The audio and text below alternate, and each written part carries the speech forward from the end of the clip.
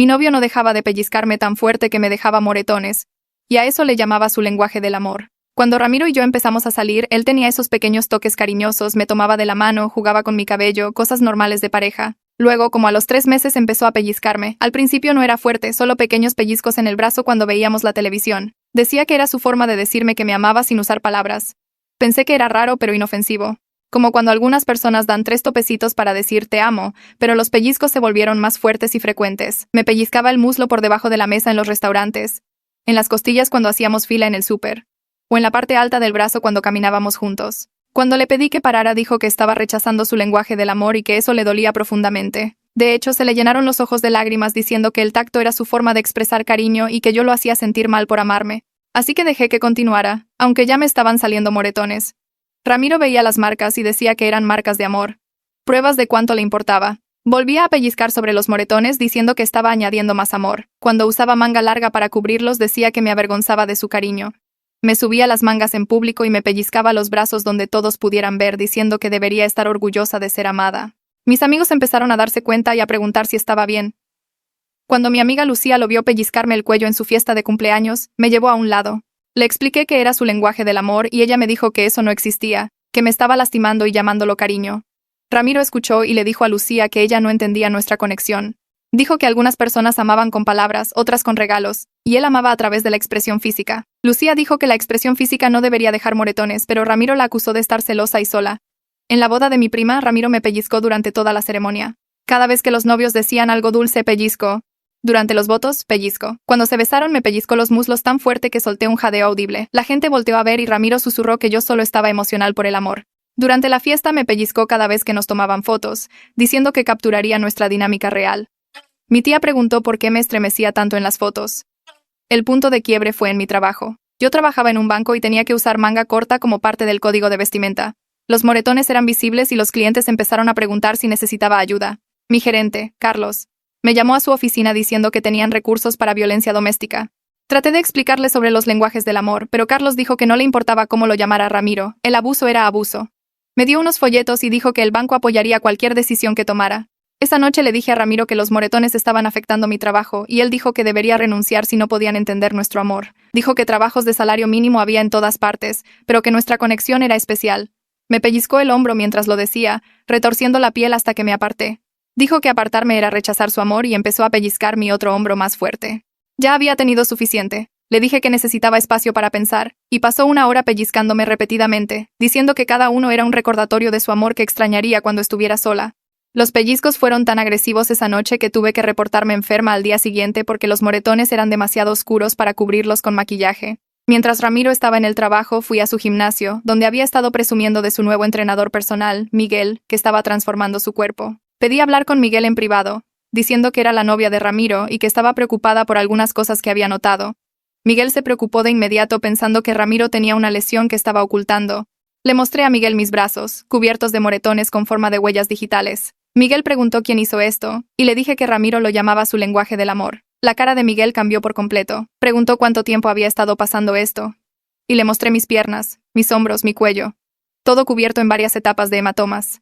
Miguel tomó fotos con mi permiso y dijo que esto no era amor, era agresión. Resulta que Miguel no era solo un entrenador personal, estaba trabajando en su doctorado en fisioterapia y tenía entrenamiento para reconocer patrones de abuso. Dijo que el patrón de los moretones era consistente con abuso físico sistemático, no con cariño. Preguntó si quería presentar cargos y dije que solo quería que Ramiro parara. Miguel dijo que él se encargaría. Al día siguiente, Ramiro llegó a casa pálido y temblando. Se paró en la puerta con el rostro sin color y todo el cuerpo sacudido. Sus manos temblaban tanto que tuvo que agarrarse del marco de la puerta para sostenerse. Yo estaba sentada en el sofá donde había estado desde que llegué del trabajo y solo lo vi parado allí luciendo como si alguien lo hubiera golpeado en el estómago. Abrió la boca para decir algo, pero no salió nada al principio. Luego dijo que Miguel lo confrontó en el gimnasio frente a todos. Dijo que Miguel lo llevó al área principal de pesas donde todos los entrenadores y miembros estaban en sus sesiones y les mostró a todos las fotos de mis moretones. Ramiro seguía diciendo la palabra fotos una y otra vez como si no pudiera creer que existieran. Dijo que Miguel lo llamó abusador allí mismo frente a todo el gimnasio. Dijo que la gente dejó de hacer ejercicio para mirarlo. Dijo que Miguel les dijo a los otros entrenadores que Ramiro estaba lastimando sistemáticamente a su novia y llamándolo cariño. La voz de Ramiro se quebró cuando dijo que el gerente del gimnasio lo llevó aparte después y le dijo que estaban revisando su membresía. Me miró como si se supusiera que yo debía consolarlo, como si debiera decirle que todo estaría bien. Pero yo solo me quedé sentada sintiéndome extrañamente tranquila. Por primera vez desde que empezamos a salir lo estaba viendo entrar en pánico por las consecuencias. Él era el que parecía asustado. Él era el que necesitaba consuelo, y yo no tenía absolutamente nada para darle. Le pregunté qué dijo exactamente Miguel. Ramiro tropezó con sus palabras tratando de explicar. Dijo que Miguel amenazó con ir a la policía si Ramiro no me dejaba en paz. Seguía diciendo que todo era un malentendido. Dijo que Miguel no entendía nuestra relación. Dijo que los moretones se veían peor de lo que realmente eran, como si las fotos de alguna manera exageraran la realidad en lugar de mostrar lo que realmente había allí. Empezó a caminar de un lado a otro en la entrada, sin entrar del todo al departamento, pero sin irse tampoco. Se pasaba las manos por el cabello y su respiración se aceleraba. Dijo que Miguel le mostró las fotos a al menos otros 6 entrenadores. Dijo que todos lo miraron como si fuera una especie de monstruo. Dijo que uno de los entrenadores, un tipo llamado Beto, le dijo que los incomodaba a todos y que tal vez debería buscar otro gimnasio. La voz de Ramiro se volvía más aguda y desesperada mientras hablaba. Pero todo el tiempo que hablaba noté algo. No me estaba pellizcando. Sus manos se mantenían en su propio espacio. Intentaba acercarse a mí, y luego retrocedía como si de repente recordara algo. Me di cuenta de que finalmente era consciente de que su lenguaje del amor podría ser evidencia de un delito. Ramiro comenzó a rogarme que llamara a Miguel. Dijo que necesitaba explicar que todo estaba bien entre nosotros. Dijo que necesitaba decirle a Miguel que éramos felices juntos. Dijo que necesitaba hacerle entender a Miguel que los pellizcos eran solo nuestra forma de mostrar afecto. Su voz se volvió más fuerte y frenética. Dijo que si llamaba a Miguel ahora mismo y aclaraba todo, el gimnasio probablemente le permitiría mantener su membresía. Dijo que podíamos arreglar esto si yo hacía una sola llamada telefónica. Se acercó más a mí en el sofá y pude ver lágrimas empezando en sus ojos. Dijo que éramos felices, ¿verdad? Dijo que Miguel había arruinado todo metiendo la nariz donde no le importaba. Dijo que esto era entre nosotros y nadie más tenía derecho a juzgar nuestra relación. Lo miré y dije que no llamaría a nadie. Dije que necesitaba tiempo para pensar en las cosas. Su cara cambió por completo. Empezó a llorar de verdad ahora. Lágrimas grandes corrían por su rostro. Extendió la mano hacia mis brazos como siempre lo hacía, pero se detuvo a mitad del movimiento. Yo me había estremecido. Ni siquiera fue a propósito, fue automático. Mi cuerpo se alejó de sus manos antes de que mi cerebro pudiera decirle que se quedara quieto, y vi el momento exacto en que se dio cuenta de que le tenía miedo. Algo en su expresión cambió de desesperado a sorprendido. Se miró las manos como si pertenecieran a otra persona. Le dije que necesitaba quedarse en otro lugar esta noche. Le dije que necesitaba espacio para averiguar lo que quería. Inmediatamente discutió que este también era su departamento. Dijo que pagaba la renta aquí. Dijo que no podía simplemente echarlo. Pero luego le recordé que el contrato de arrendamiento estaba solo a mi nombre. Dije que su crédito era demasiado malo cuando nos mudamos juntos. Así que pusimos todo a mi nombre. Observé su rostro mientras se daba cuenta de que tenía razón. Por primera vez en toda nuestra relación estaba usando la información como poder. Yo era quien controlaba la narrativa. Él siempre tomaba todas las decisiones sobre a dónde íbamos, qué hacíamos y cómo pasábamos nuestro tiempo. Siempre enmarcaba cada conversación para ser la víctima y yo la irrazonable. Pero justo ahora, en este momento, yo tenía el poder y ambos lo sabíamos. El contrato era mío. El departamento era mío y le estaba diciendo que se fuera. Ramiro fue a la recámara y comenzó a tirar ropa en una maleta deportiva. Todavía estaba llorando. Seguía saliendo a la sala para decir algo y luego regresaba a empacar más cosas. Dijo que me amaba. Dijo que Miguel había arruinado todo. Dijo que podíamos arreglar esto si le daba otra oportunidad. Dijo que dejaría de pellizcarme si eso es lo que realmente quería. Dijo que no entendía por qué todos estaban haciendo tanto alboroto por algo tan pequeño. Cerró su maleta y se paró junto a la puerta de nuevo. Dijo que se quedaría en casa de Beto. Dijo que debería llamarlo cuando estuviera lista para hablar. Dijo que se suponía que estaríamos juntos para siempre. Trató de alcanzarme una vez más, pero di un paso atrás. Se fue y cerré la puerta con llave detrás de él. Me quedé allí parada por un minuto solo escuchando para asegurarme de que realmente se había ido. Luego volví al sofá y me senté. Miré mis brazos cubiertos de moretones de todos colores. Morados, azules, amarillos y verdes. Algunos eran frescos de ayer. Algunos tenían una semana. Algunos se estaban desvaneciendo hasta desaparecer. Me di cuenta de que no podía recordar la última vez que me senté en mi propio departamento sin tener miedo de cuándo me pellizcaría de nuevo. No podía recordar la última vez que me relajé en este sofá sin tensarme cada vez que él se movía. El miedo se había vuelto tan normal que dejé de notar que estaba allí. Pero ahora él se había ido y el departamento estaba tranquilo. Yo estaba sola y no tenía miedo. Llamé a Miguel a la mañana siguiente. Le agradecí por lo que hizo en el gimnasio. Le pregunté qué pasó exactamente porque la versión de los hechos de Ramiro probablemente no era precisa. La voz de Miguel en el teléfono era tranquila y profesional. Dijo que primero llevó a Ramiro a un lado en privado. Dijo que le mostró a Ramiro las fotos y le dijo que el patrón de moretones indicaba un abuso sistemático que solo empeoraría con el tiempo. Dijo que le explicó a Ramiro que lo que estaba haciendo no era cariño. Era agresión. Dijo que Ramiro se rió. Miguel dijo que Ramiro de hecho sonrió, y dijo que a mí me gustaba. Que yo entendía que era su forma de mostrar amor. Fue entonces cuando Miguel decidió hacer pública la conversación. Dijo que llevó a Ramiro al área principal del gimnasio y les dijo a los otros entrenadores lo que estaba pasando. Dijo que lo hizo para crear responsabilidad y consecuencias sociales. Dijo que los abusadores operan en privado y prosperan en el secreto. Así que exponerlos públicamente a menudo era la única forma de hacerlos parar. Miguel dijo que podría haberse excedido al amenazar con ir a la policía. Dijo que su entrenamiento le enseñó que los abusadores responden al poder y a la exposición pública más de lo que responden a conversaciones privadas o razonamientos. Dijo que sabía que amenazar a Ramiro lo asustaría más que pedirle amablemente que cambiara su comportamiento. Luego Miguel preguntó si estaba segura. Preguntó si Ramiro todavía estaba en el departamento. Le dije que Ramiro se fue anoche y se estaba quedando con un amigo. Miguel dijo que eso era bueno. Pero necesitaba tener cuidado. Dijo que el momento más peligroso en una relación abusiva es justo después de que el abusador pierde el control. Dijo que Ramiro probablemente intentaría volver disculpándose y haciendo promesas. Dijo que debería esperar que Ramiro alternara entre estar arrepentido y estar enojado. Dijo que pasara lo que pasara, no debería dejar entrar a Ramiro al departamento. Miguel dijo que conocía a alguien que podía ayudarme. Dijo que había una consejera llamada Viviana Torres que dirigía grupos en el centro comunitario para personas lidiando con violencia doméstica. Sentí que se me caía el estómago cuando dijo violencia doméstica. Esa frase hizo que todo se sintiera demasiado real y serio. Dije que no estaba segura de ir a una consejera de violencia doméstica porque eso se sentía como admitir que Ramiro había estado abusando de mí. Dije que tal vez era solo una dinámica de relación rara que se salió de control. Miguel se quedó callado un segundo. Luego dijo que ya había admitido que era abuso cuando acudí a él por ayuda. Dijo que le mostré mis moretones y le pedí que hiciera parar a Ramiro. Dijo que esa era yo reconociendo que me estaban lastimando y pidiendo intervención. Dijo que ir a ver a Viviana era solo el siguiente paso para estar segura. Dije que lo pensaría. Miguel me dio el número de teléfono de Viviana y me dijo que llamara cuando estuviera lista. Llamé al banco después de colgar con Miguel. Le dije a Carlos que necesitaba unos días personales para lidiar con la situación. Preguntó de inmediato si estaba segura. Preguntó si esto estaba relacionado con los moretones que vio la semana pasada. Dije que sí. No pidió detalles. Solo dijo que me tomara toda la semana libre con goce de sueldo. Dijo que el banco tenía un programa de asistencia al empleado que incluía asesoramiento y consulta legal si lo necesitaba. Dijo que podía acceder a esos recursos confidencialmente y no afectaría mi trabajo. Dijo que Recursos Humanos tenía protocolos para situaciones como esta y apoyarían lo que decidiera hacer. Le agradecí y dije que le avisaría cuando estuviera lista para volver. Dijo que me tomara todo el tiempo que necesitara y que por favor me mantuviera a salvo. Mi teléfono comenzó a vibrar con mensajes de texto de Ramiro alrededor del mediodía. Los primeros mensajes eran disculpas. Decía que lamentaba haberme asustado. Decía que nunca quiso lastimarme.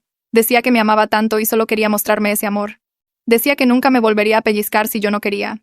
Luego los mensajes cambiaron. Dijo que lo traicioné al hablar con Miguel. Dijo que lo hice parecer un monstruo cuando solo estaba mostrando afecto. Dijo que arruiné su reputación en el gimnasio donde había estado entrenando por 3 años. Dijo que todos allí pensaban que era un abusador ahora porque yo no podía manejar su lenguaje del amor. Dijo que yo era demasiado sensible. Dijo que la mayoría de las novias estarían agradecidas de tener a alguien que las amara tanto como él me amaba a mí. Los mensajes siguieron llegando todo el día. Algunos eran de arrepentimiento. Algunos eran de enojo. Algunos me culpaban a mí. Algunos culpaban a Miguel. No respondí a ninguno de ellos, pero guardé cada uno.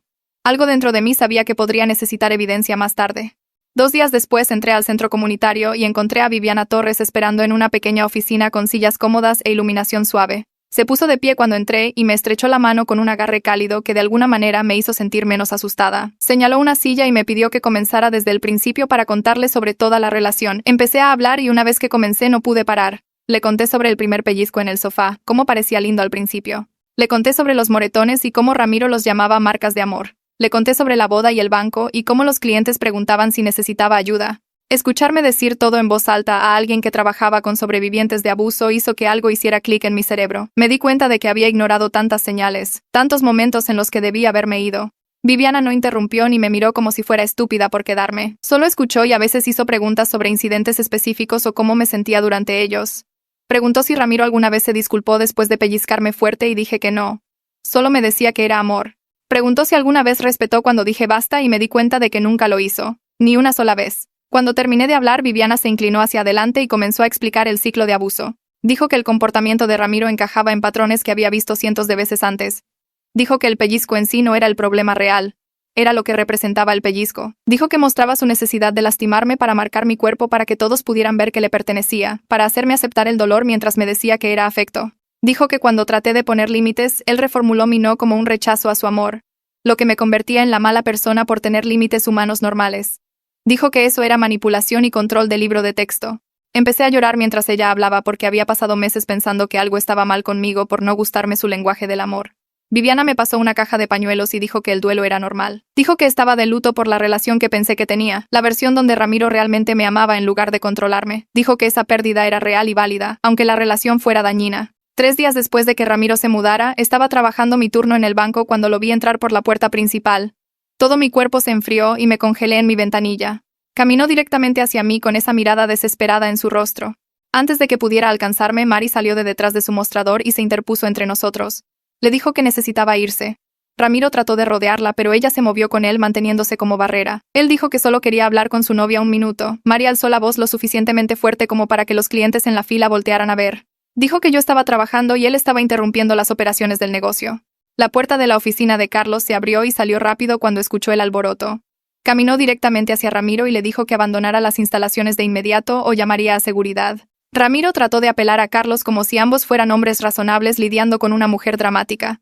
Dijo que todo esto era un malentendido, y solo necesitaba 5 minutos para hablar conmigo. Carlos lo interrumpió y dijo que vio los moretones en mis brazos la semana pasada. Dijo que sabía exactamente qué tipo de malentendido era este. La cara de Ramiro cambió cuando se dio cuenta de que Carlos no iba a ayudarlo. Me miró y sus ojos tenían esta mezcla de ira y dolor que hizo que se me cayera el estómago. Luego se dio la vuelta y salió sin decir otra palabra. Me quedé allí temblando mientras los clientes fingían no mirar. Mari se acercó y me tocó el hombro suavemente preguntando si estaba bien. Admitió que había notado que estaba asustadiza últimamente y usando manga larga incluso cuando hacía calor afuera. Dijo que no quería entrometerse en mi vida personal, pero que se alegraba de que estuviera recibiendo ayuda. Dijo que si alguna vez necesitaba a alguien que me acompañara a mi auto después del trabajo o simplemente se sentara conmigo durante los descansos, estaba disponible. Su oferta fue tan simple y práctica, no dramática ni lástima. Ese apoyo silencioso significó más para mí de lo que podía expresar porque no estaba haciendo un gran alboroto por rescatarme, solo ofreciendo estar ahí. Me reuní con Viviana de nuevo al día siguiente y le conté sobre Ramiro apareciendo en el trabajo. Preguntó si había pensado en obtener una orden de protección. Admití que la idea se sentía demasiado seria, como algo que le pasaba a otras personas en situaciones peores. Viviana explicó que las órdenes de protección existían exactamente para situaciones como la mía. Dijo que Ramiro tenía un historial de abuso físico y no estaba respetando los límites. Dijo que aparecer en mi lugar de trabajo después de que le dije que se mantuviera alejado era una escalada. Dijo que los abusadores a menudo se volvían más peligrosos cuando perdían el control. Viviana me conectó con una defensora legal que trabajaba a través del centro comunitario ayudando a personas a tramitar órdenes de protección de forma gratuita. La defensora me explicó todo el proceso y qué evidencia necesitaría. Le mostré las fotos que tomó Miguel de mis moretones y los mensajes de texto que envió Ramiro, alternando entre disculparse y culparme. Revisó todo cuidadosamente y dijo que tenía un caso sólido. Dijo que podía presentar la solicitud tan pronto como mañana si quería. Esa noche me paré en mi baño mirando mis brazos en el espejo. Los moretones finalmente se estaban desvaneciendo a amarillo y verde en lugar de morado y negro. Toqué una de las marcas y me di cuenta de que Ramiro ya habría agregado moretones frescos si todavía estuviera aquí. Conté hacia atrás y me di cuenta de que no me habían pellizcado en casi una semana. La ausencia de dolor se sentía extraña en mi cuerpo, como si me hubiera acostumbrado tanto a prepararme para ello que no ser lastimada se sentía mal de alguna manera. Seguía esperando que los dedos se clavaran en mi piel, pero nunca sucedió. Decidí solicitar la orden de protección. A la mañana siguiente me reuní con la defensora legal en el juzgado y pasamos horas llenando formularios. El papeleo me pedía describir el abuso en detalle clínico con fechas y lugares. Escribí pellizcó mis brazos, piernas, cuello y torso repetidamente causando hematomas. Las palabras se veían tan simples en el papel, pero no capturaban el miedo ni la manipulación psicológica. No explicaban cómo Ramiro me hacía dudar de mi propio derecho a decir no a ser lastimada.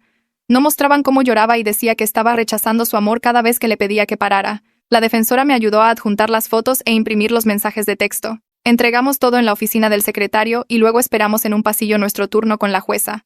La jueza nos llamó a su despacho esa misma tarde. Revisó las fotos y leyó mi declaración mientras yo estaba sentada tratando de no temblar. Me hizo algunas preguntas sobre si Ramiro tenía acceso a armas y si sabía dónde vivía. Luego firmó la orden de protección temporal allí mismo. La orden decía que Ramiro tenía que mantenerse al menos a 150 metros de mí, de mi trabajo y de mi departamento. Decía que no podía contactarme por teléfono, mensaje de texto, correo electrónico o a través de otras personas. Se programó una audiencia para dentro de 2 semanas donde Ramiro podría impugnar la orden si quería. La jueza dijo que por ahora tenía protección legal y si Ramiro violaba la orden debía llamar a la policía de inmediato. Salí del juzgado sosteniendo el papeleo y sintiendo que podía respirar completamente por primera vez en meses. La policía le entregó la orden de protección a Ramiro más tarde ese día. Lo supe porque Beto me llamó alrededor de las 6 de la tarde. Su voz sonaba tensa e incómoda cuando dijo mi nombre. Se disculpó de inmediato diciendo que no tenía idea de lo que Ramiro me estaba haciendo. Dijo que Ramiro siempre parecía controlador, pero pensó que esa era solo su personalidad, no que realmente me estuviera lastimando. Beto me contó sobre el oficial que apareció en su departamento y le entregó los papeles a Ramiro. Dijo que la cara de Ramiro se puso blanca cuando leyó la orden. Beto sonaba genuinamente molesto cuando dijo que le dijo a Ramiro que necesitaba encontrar otro lugar donde quedarse. Dijo que no podía tener a alguien en su casa que lastimara a las mujeres, que le daba asco pensar en eso. Le agradecí a Beto por llamar y por hacer lo correcto. Después de colgar sentí esta extraña mezcla de alivio y miedo. Ramiro sabía ahora que había tomado acción legal. Sabía que había consecuencias. Pasaron 2 días sin ningún contacto de Ramiro. Empecé a relajarme un poco pensando que tal vez realmente respetaría la orden. Luego Carla me llamó al trabajo. Su voz estaba tensa de ira cuando me dijo que Ramiro había estado esperando afuera de mi edificio de departamentos. Dijo que lo vio parado cerca de la entrada mirando hacia mis ventanas. Carla caminó directamente hacia él y le dijo que necesitaba irse o llamaría a la policía. Ramiro trató de discutir con ella diciendo que solo quería hablar, que la orden de protección era ridícula. Carla no retrocedió. Sacó su teléfono y lo sostuvo en alto para que él pudiera ver. Ramiro se fue antes de que ella pudiera marcar, pero Carla dijo que lo vio caminar toda la calle para asegurarse de que se hubiera ido. Me llamó de inmediato para contarme lo que pasó. Podía escuchar la ira protectora en su voz, como si quisiera hacer más que solo ahuyentarlo.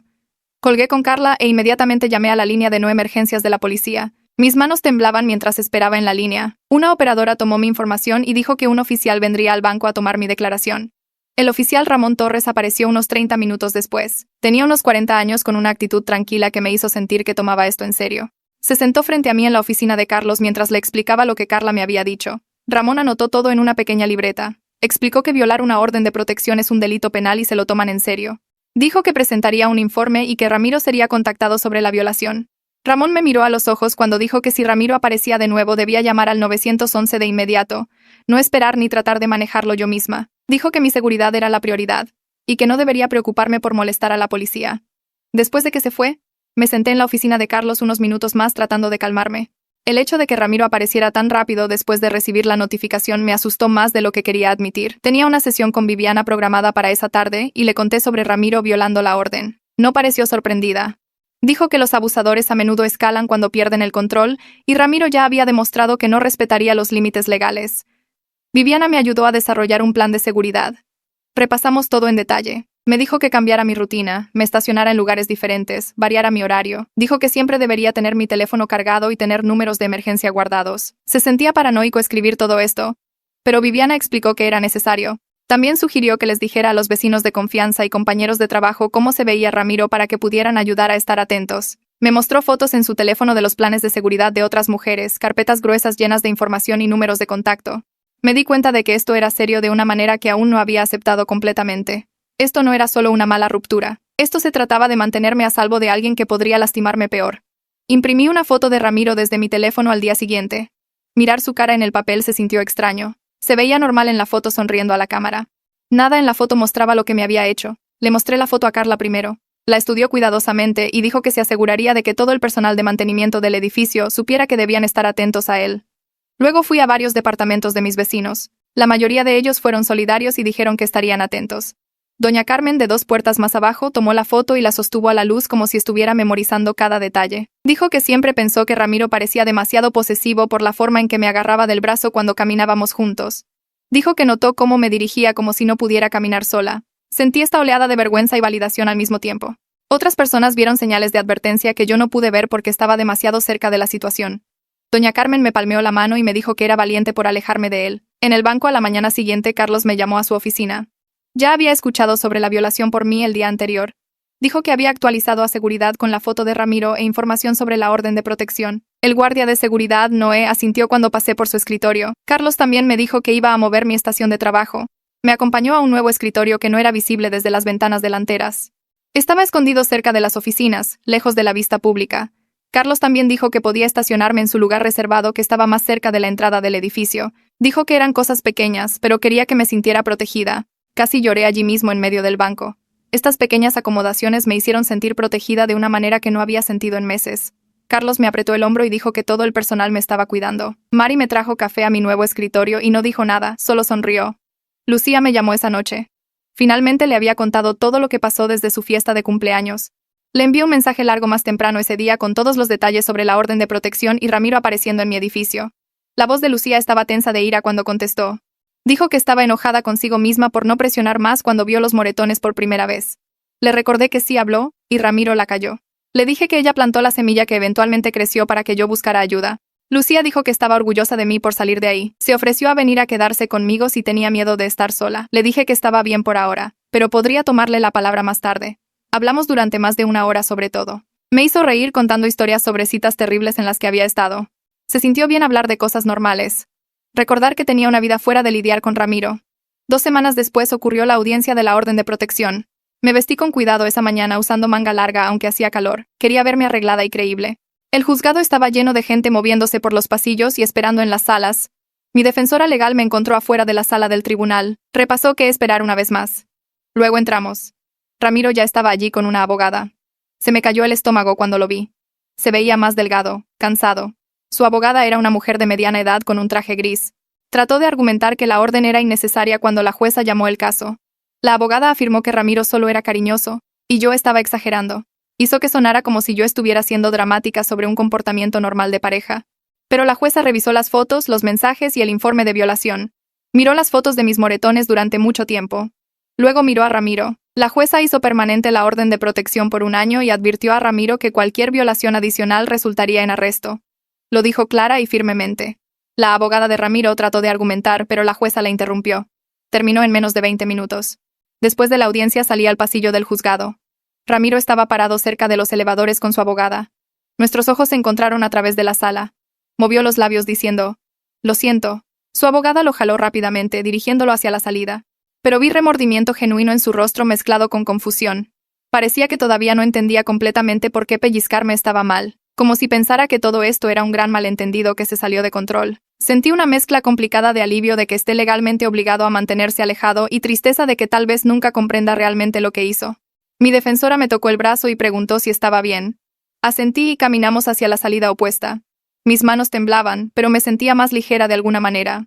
Me reuní con Viviana 2 días después de la audiencia. Le conté sobre ver a Ramiro en el pasillo y cómo me sentí conflictiva por su disculpa.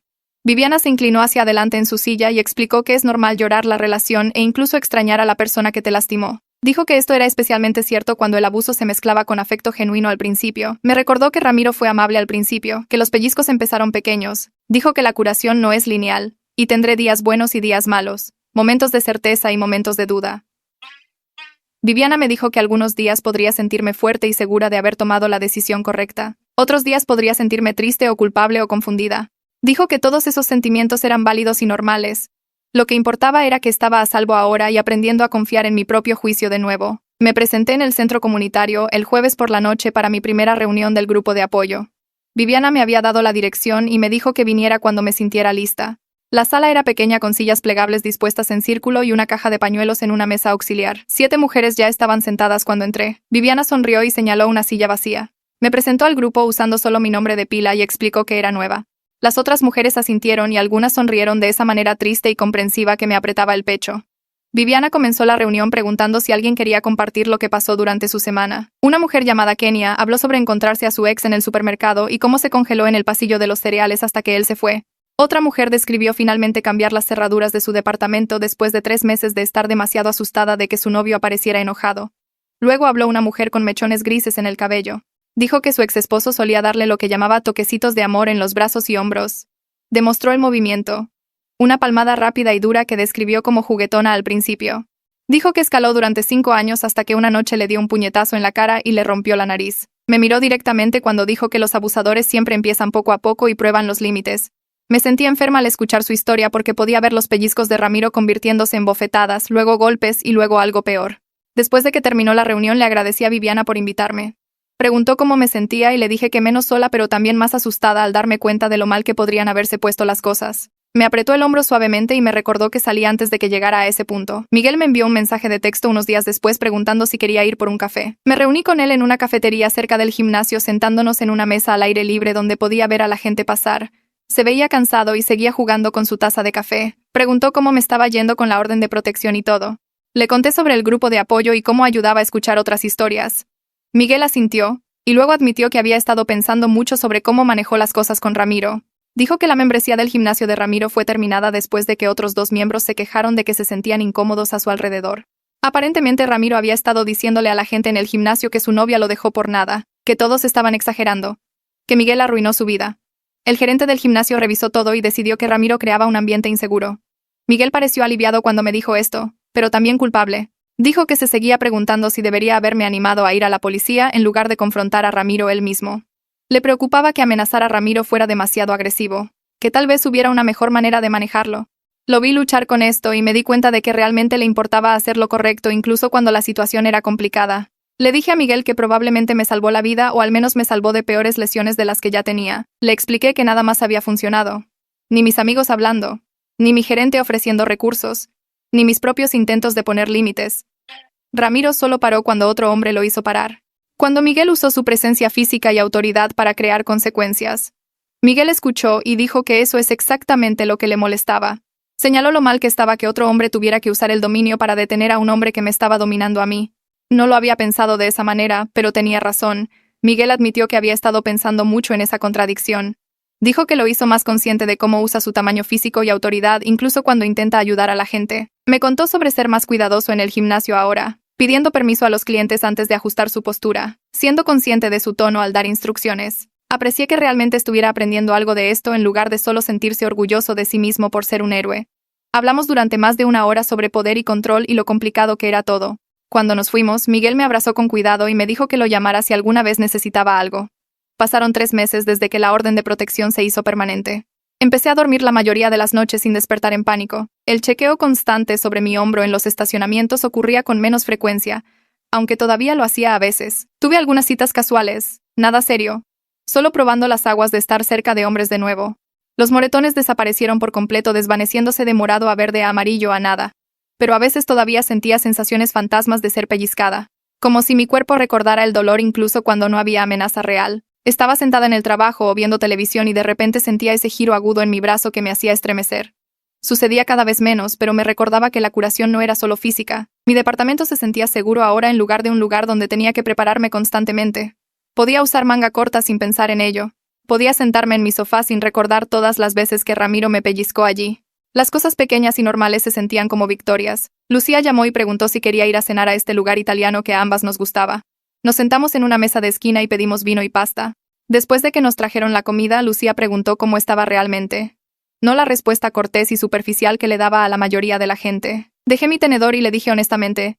Dije que estaba mejor pero no arreglada, que algunos días me sentía fuerte, y otros días me sentía rota. Le dije que estaba enojada con Ramiro por lastimarme y enojada conmigo misma por quedarme tanto tiempo. Le expliqué que estaba agradecida por todos los que me ayudaron, pero también frustrada de que se necesitaran tantas personas interviniendo antes de que pudiera irme por mi cuenta. Lucía escuchó sin interrumpir ni tratar de arreglar nada. No me dijo que no debería culparme o que hice lo mejor que pude. Solo escuchó y cuando terminé de hablar extendió la mano a través de la mesa y apretó mi mano. Dijo que se alegraba de que estuviera a salvo ahora. Eso fue todo. Sin gran discurso o consejo, solo esa simple declaración. Terminamos la cena y hablamos de cosas normales como su trabajo y una película que quería ver. Se sintió bien tener una conversación que no fuera completamente sobre Ramiro y el abuso y mi recuperación. Una carta llegó a mi departamento 2 semanas después, reenviada a través del sistema judicial. La dirección del remitente era de Ramiro, pero llegó a través de canales oficiales para no violar la orden de protección. Miré el sobre durante 1 minuto completo antes de abrirlo. La carta era de 3 páginas escritas a mano y con la letra limpia de Ramiro. Se disculpaba repetidamente y decía que había estado yendo a terapia 2 veces por semana. Escribió que finalmente entendió que lo que hizo estaba mal, que llamarlo un lenguaje del amor era manipulación, que me lastimó y no había excusa. Dijo que su terapeuta le ayudó a ver patrones de control y abuso en su comportamiento. Preguntó si podíamos hablar, tal vez reunirnos para tomar un café en un lugar público para poder disculparse en persona. Prometió que no estaba tratando de volver. Solo quería cierre y mostrarme que cambió. Parte de mí quería creerle. Parte de mí quería ver remordimiento genuino y crecimiento en lugar de la mirada confundida que tenía en el juzgado. Llevé la carta a mi siguiente sesión con Viviana. La leyó cuidadosamente y luego explicó que los abusadores a menudo aprenden el lenguaje de la terapia para manipular su regreso a las vidas de las víctimas. Dijo que la carta tocaba todas las notas correctas, las disculpas y la autoconciencia y promesas de cambio, pero eso no significaba que fuera genuina. Preguntó qué quería hacer yo. Lo pensé durante mucho tiempo y decidí no responder. No le debía a Ramiro cierre, ni perdón, ni una oportunidad para probarse a sí mismo. Doblé la carta de nuevo y la puse en un cajón con toda la otra documentación de toda esta situación. El trabajo se convirtió en el lugar donde podía concentrarme en algo más que la relación y la recuperación. Me lancé a proyectos, ofreciéndome para turnos extra, aprendiendo nuevos sistemas y procedimientos. Carlos se dio cuenta durante una reunión 1 a 1. Dijo que estaba contento de que estuviera comprometida con mi trabajo, pero sugirió gentilmente que me asegurara de no estar usando el trabajo para evitar procesar sentimientos. Aprecié su preocupación, pero también disfrutaba genuinamente sentirme competente y en control de algo. En el trabajo conocía las reglas, entendía los sistemas, podía resolver problemas y ayudar a los clientes y ver resultados inmediatos. Era simple y claro de una manera que mi vida personal no lo era. Le dije a Carlos que seguía yendo a terapia y al grupo de apoyo, que no estaba evitando nada. Solo me gustaba tener algo en lo que era buena. Pareció satisfecho con esa respuesta y me dijo que estaba haciendo un gran trabajo. Mencionó que pronto publicarían un puesto de subgerente y la idea de un ascenso se sintió como una prueba de que estaba avanzando en lugar de quedarme estancada en lo que pasó con Ramiro. Mari me invitó a su club de lectura el mes siguiente. Casi dije que no porque no había leído el libro y no conocía a nadie en el grupo, pero Mari insistió en que me caerían bien todas y no les importaría si no lo había leído. El club de lectura se reunía en casa de alguien con vino y botanas y unas 8 mujeres sentadas hablando. Discutieron el libro tal vez 20 minutos, y luego pasaron a hablar de sus vidas y trabajos y familias. Mari me presentó a todas y me dieron la bienvenida sin hacer un gran alboroto al respecto. Una mujer mencionó que trabajaba en un despacho de abogados, y otra habló de sus hijos, y alguien más se quejó de su casero. Era una conversación normal y amistosa y me di cuenta de cuánto había extrañado esto. Ramiro me había aislado lentamente de los eventos sociales, siempre teniendo una razón por la que deberíamos quedarnos en casa o por qué mis amigos eran molestos o por qué necesitaba que cancelara planes. No noté que sucedía porque fue gradual, pero sentada en esta sala llena de mujeres riendo y hablando me hizo ver cuán aislada me había vuelto. Después de que terminó el club de lectura, Mari me llevó a casa y preguntó si me divertí. Le dije que sí y le agradecí por incluirme. Dijo que su grupo de amigas siempre estaba buscando gente nueva, y que debería ir a su próximo evento. El grupo de apoyo continuó reuniéndose cada semana y yo seguí yendo. Escuchar a mujeres que llevaban años en su recuperación me dio esperanza. Una mujer habló de estar libre de abuso por 5 años y recientemente comprometerse con alguien que respetaba sus límites. Dijo que nunca pensó que volvería a confiar en alguien, pero la terapia y el tiempo la ayudaron a sanar lo suficiente para intentarlo. Escucharla describir su relación sana me hizo pensar que tal vez no siempre estaría tan dañada o asustada. Otra mujer advirtió que algunas respuestas al trauma nunca desaparecen por completo, solo aprendes a manejarlas mejor.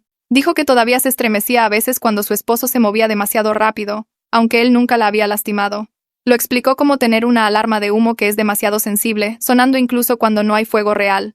Eso tuvo sentido para mí porque todavía tenía esas sensaciones de pellizcos fantasmas y la hipervigilancia en los estacionamientos. Tal vez esas cosas se desvanecerían más con el tiempo o tal vez siempre estarían allí de alguna forma. De cualquier manera, escuchar a otras mujeres hablar de sus experiencias me hizo sentir menos sola y menos rota. Descargué una aplicación de citas 6 meses después de dejar a Ramiro. Configuré mi perfil con fotos recientes y una biografía que era honesta pero no demasiado pesada. Hice match con algunos chicos y charlé con ellos antes de aceptar conocer a uno para tomar un café. Su nombre era Jaime y trabajaba en sistemas y parecía agradable por sus mensajes. Nos reunimos en una cafetería concurrida un sábado por la tarde. Jaime era amable y preguntó sobre mi trabajo y pasatiempos. La conversación fluía fácilmente y comencé a relajarme. Entonces extendió la mano a través de la mesa y tocó mi brazo mientras hacía un punto sobre algo gracioso. Fue un toque ligero y afectuoso, el tipo que la gente normal hace en las citas. Me estremecí tan fuerte que tiré mi vaso de agua. El agua se extendió por la mesa y agarré servilletas tratando de limpiarla. Jaime parecía confundido y preocupado. Preguntó si estaba bien y se disculpó por asustarme. Tuve que decidir en ese momento si explicar sobre Ramiro o inventar una excusa. Elegí la honestidad y le conté una versión simplificada.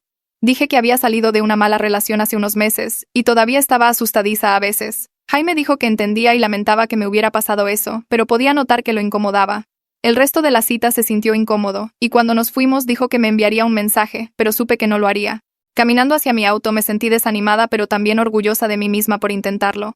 Hablé con Viviana la semana siguiente sobre tener citas de nuevo y preguntó cómo me hizo sentir el incidente de la cafetería. Le dije que avergonzada y frustrada de que ni siquiera pudiera manejar un toque normal sin asustarme.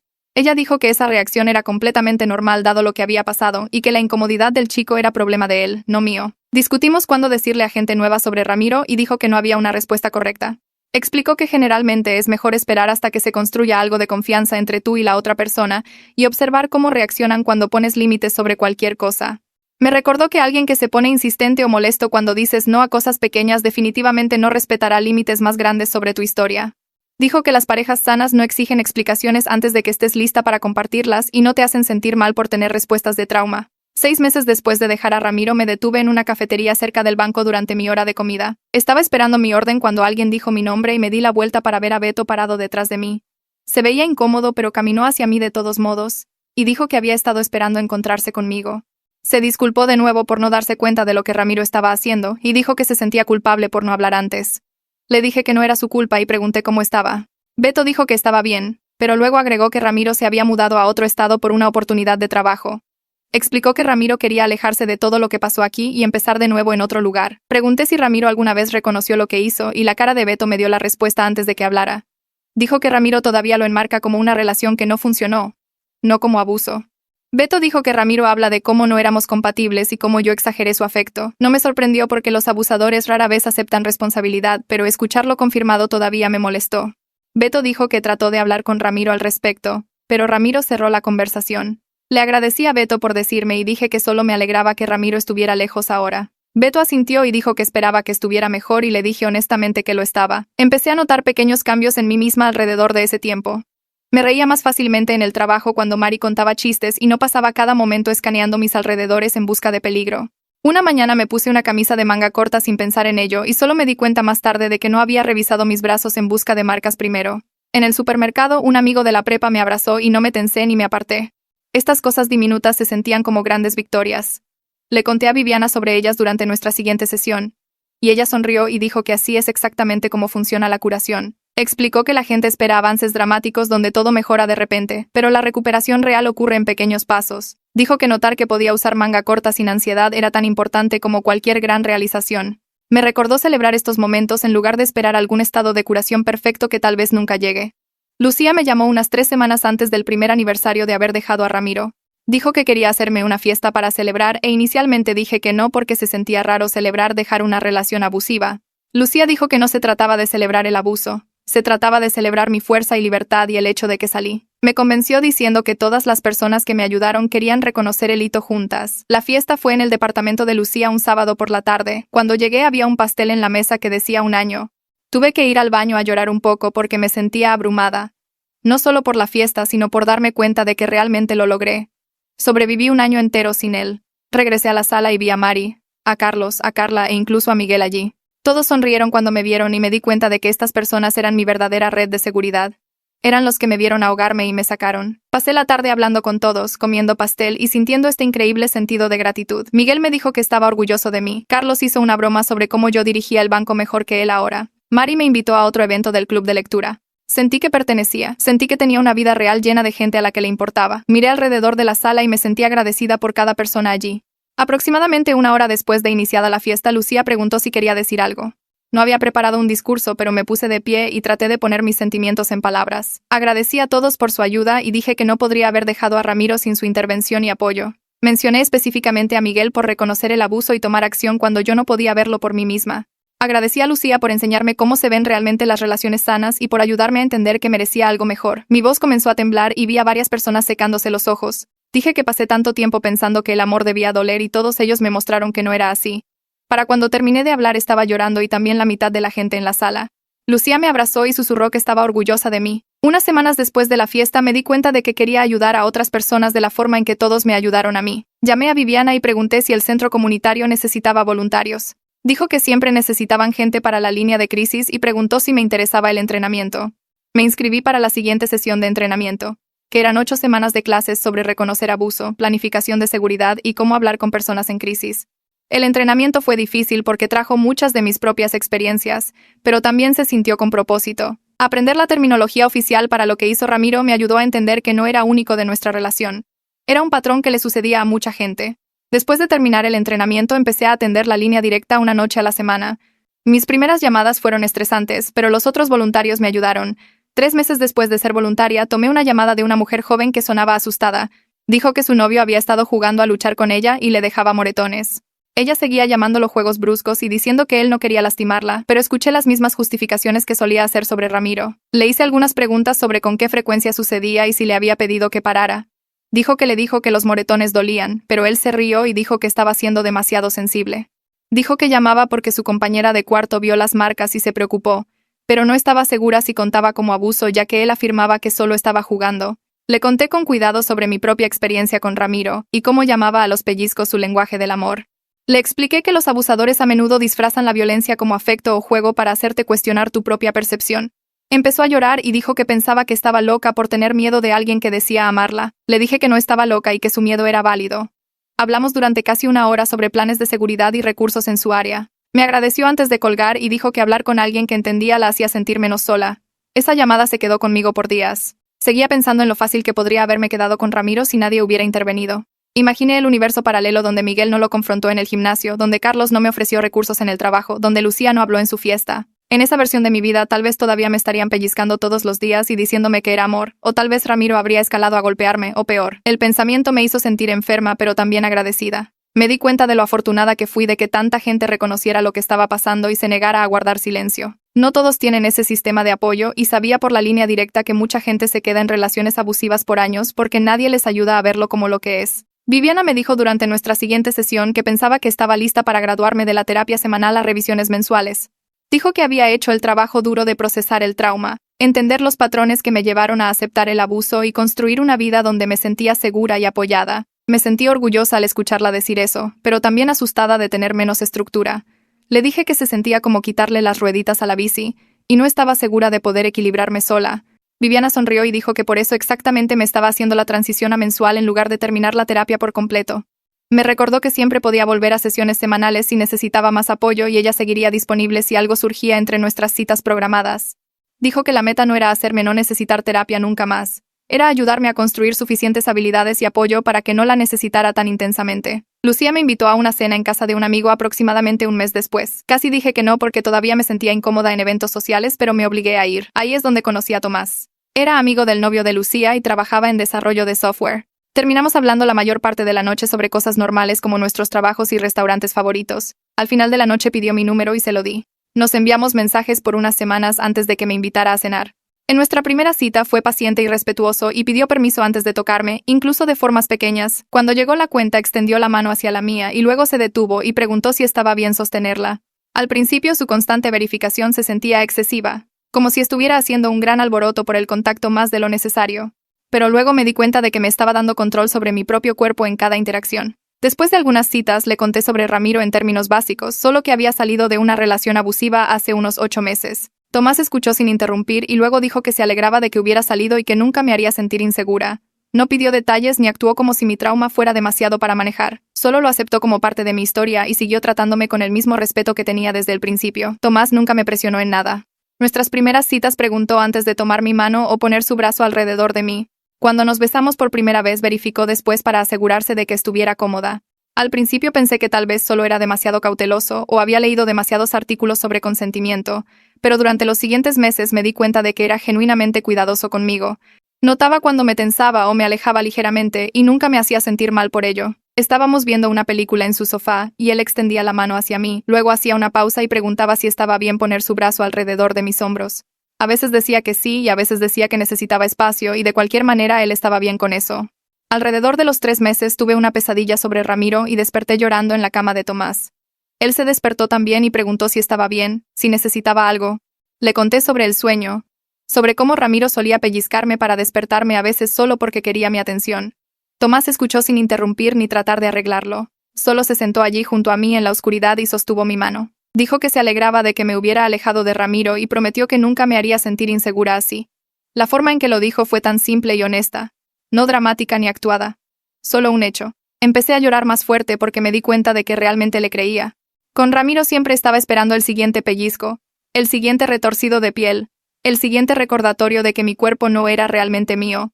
Con Tomás podía relajarme completamente. Podía quedarme dormida junto a él sin preocuparme de despertar con dolor.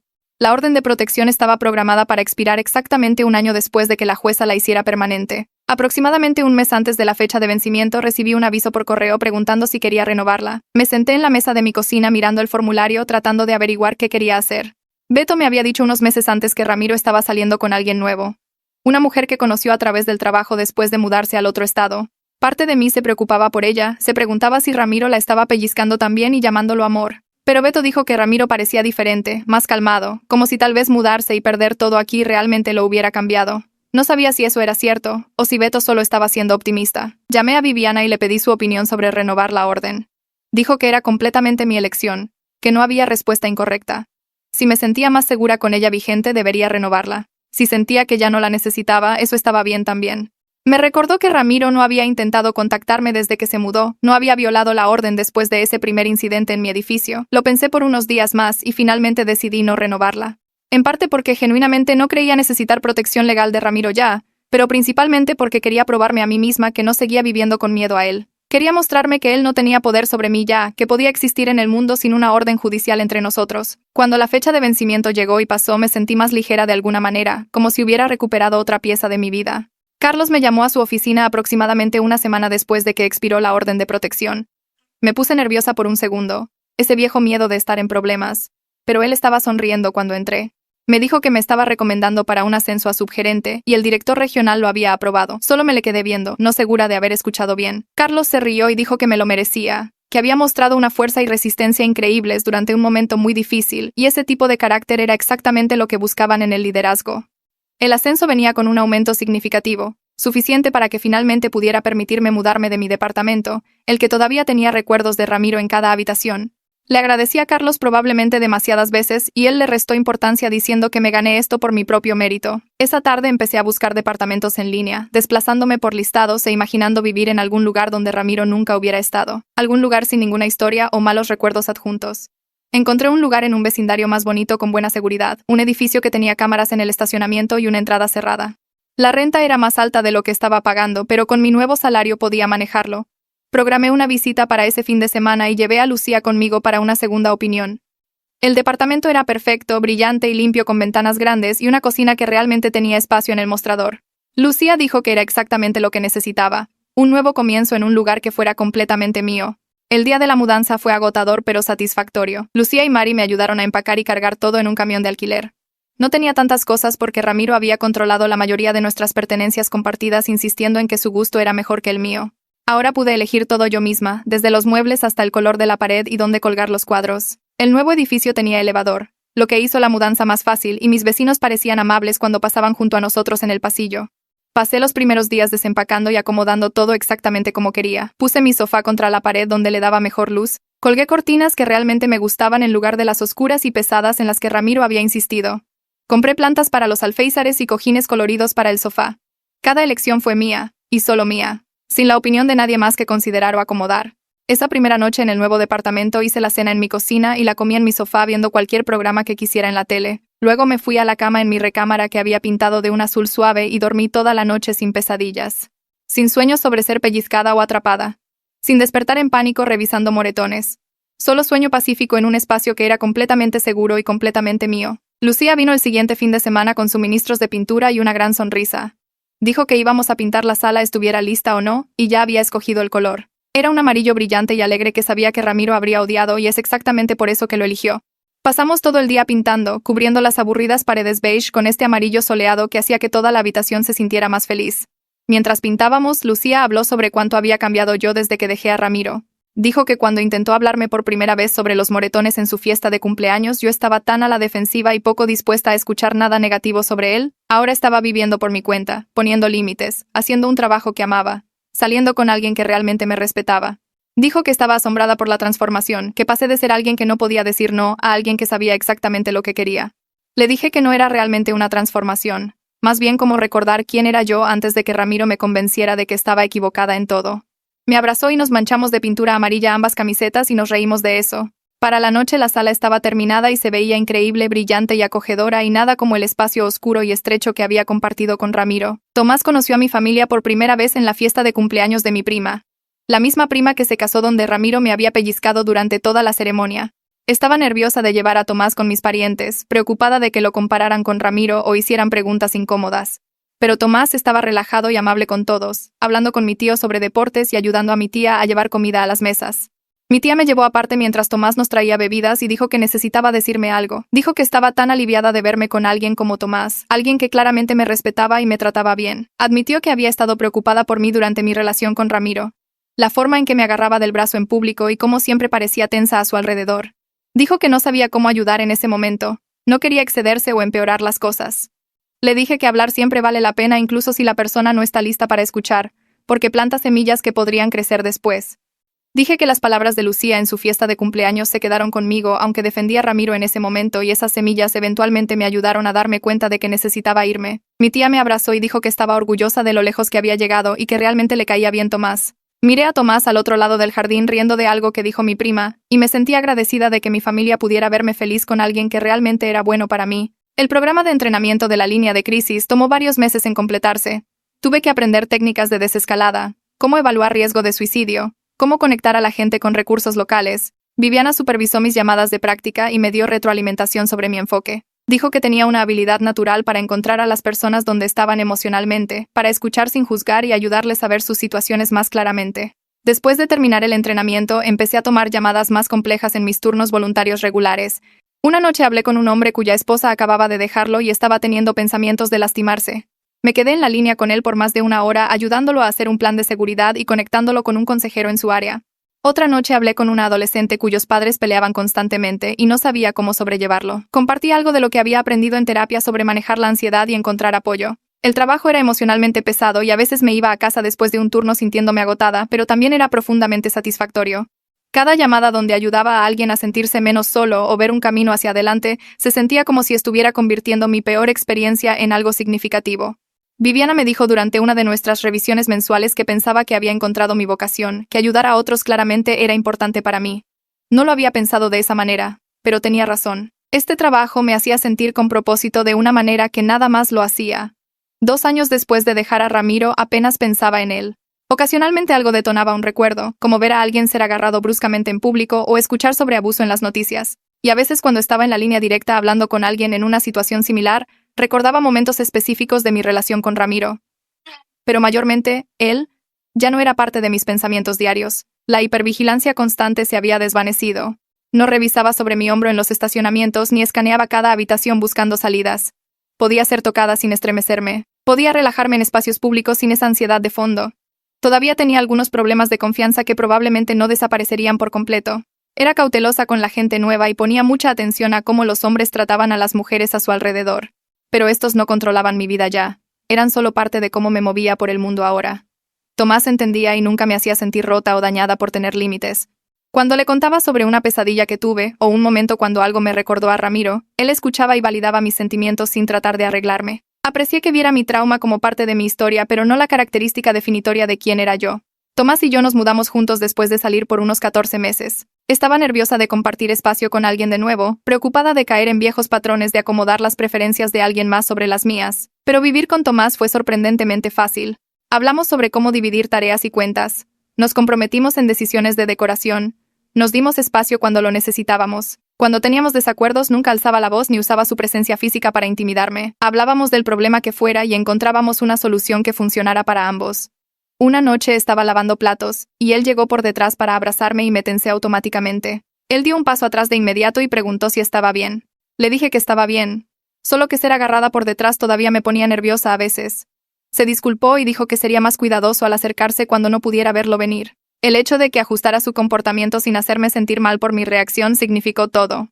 Unas semanas después le dije qué tan diferente sería para él decir mi nombre. Me di la vuelta y ahí estaba Miguel luciendo exactamente igual excepto que se había dejado la barba. Nos abrazamos y pasamos unos minutos poniéndonos al día allí mismo entre la fruta y las verduras.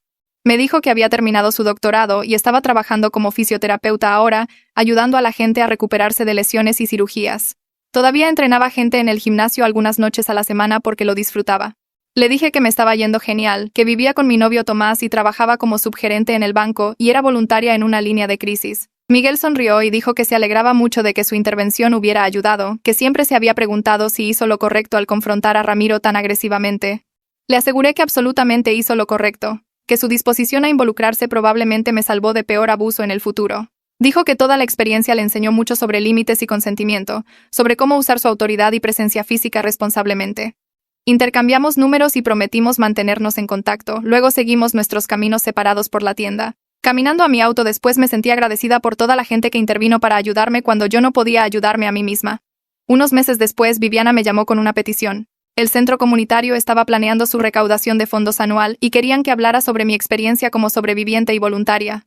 Se me cayó el estómago cuando preguntó, Hablar con grupos pequeños en la línea de crisis era una cosa, pero pararse en un escenario contando mi historia a una sala llena de extraños se sentía completamente diferente. Le dije a Viviana que necesitaba pensarlo. Dijo que me tomara mi tiempo, pero me recordó que las historias públicas ayudan a otras personas a reconocer el abuso y buscar ayuda. Esa noche hablé con Tomás al respecto. Escuchó mientras le explicaba mi nerviosismo sobre ser tan pública con algo tan personal. Preguntó de qué tenía más miedo y me di cuenta de que tenía miedo de que la gente me juzgara por quedarme con Ramiro tanto tiempo como lo hice, o pensaran que era débil por no irme antes. Tomás dijo que cualquiera que me juzgara por eso no entendía el abuso, y su opinión no debería importar más que la gente a la que podría ayudar al hablar.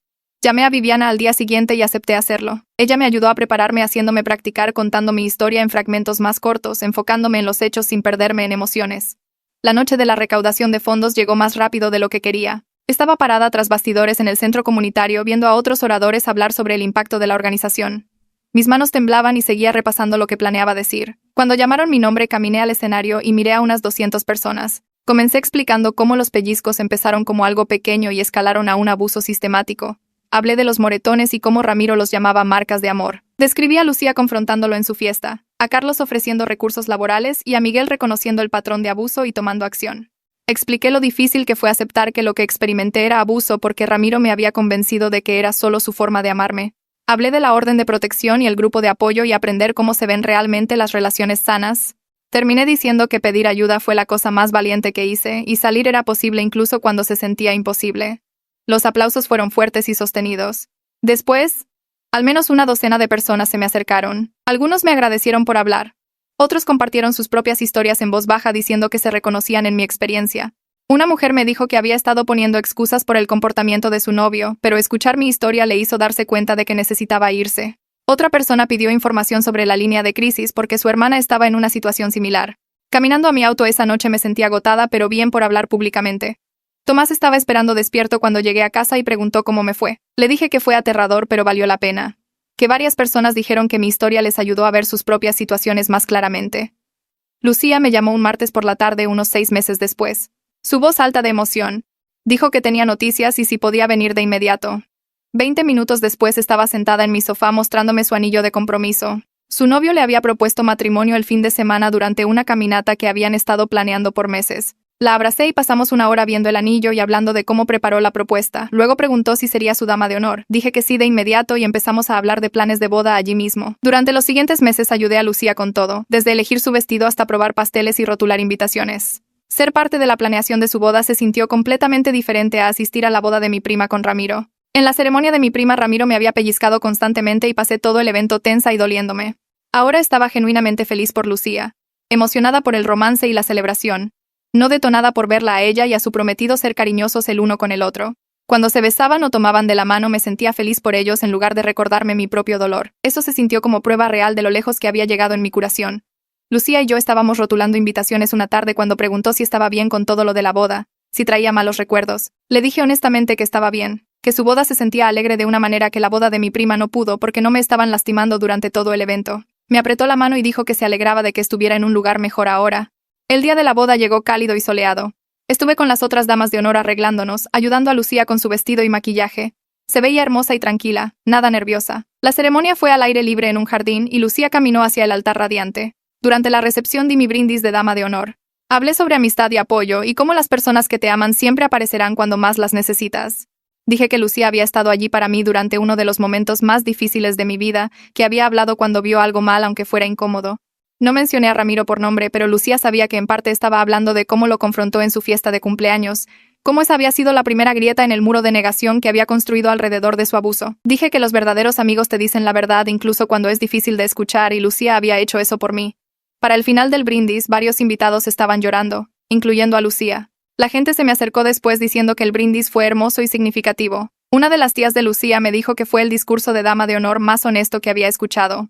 3 años después de dejar a Ramiro me senté en mi escritorio en el banco revisando solicitudes de préstamos. Me habían ascendido a subgerente hace 1 año y Carlos me había dicho la semana pasada que me estaba recomendando para el puesto de gerente de sucursal en una nueva ubicación que abriría al otro lado de la ciudad. Tomás y yo habíamos estado viviendo juntos por más de 1 año y habíamos empezado a hablar seriamente sobre comprometernos. Incluso había hecho preguntas sutiles sobre qué tipo de anillo me gustaba. Todavía era voluntaria en la línea de crisis cada semana, tomando llamadas de personas tratando de averiguar si sus relaciones eran sanas o abusivas. Mis brazos estaban descubiertos en mi camisa de manga corta, sin moretones en ninguna parte, solo piel normal. El miedo que solía seguirme a todas partes se había desvanecido en algo manejable. Todavía prestaba atención a cómo la gente se trataba entre sí y todavía tenía límites que Tomás respetaba completamente, pero ya no estaba constantemente asustada. Había aprendido que el amor nunca debería doler, que pedir ayuda no era debilidad sino fuerza, y que la curación era posible incluso cuando el daño se sentía permanente. Mi historia no había terminado cuando dejé a Ramiro. Ese fue solo el comienzo de un capítulo mejor. Uno donde yo pude decidir cómo se veía el amor y quién merecía acceso a mi vida.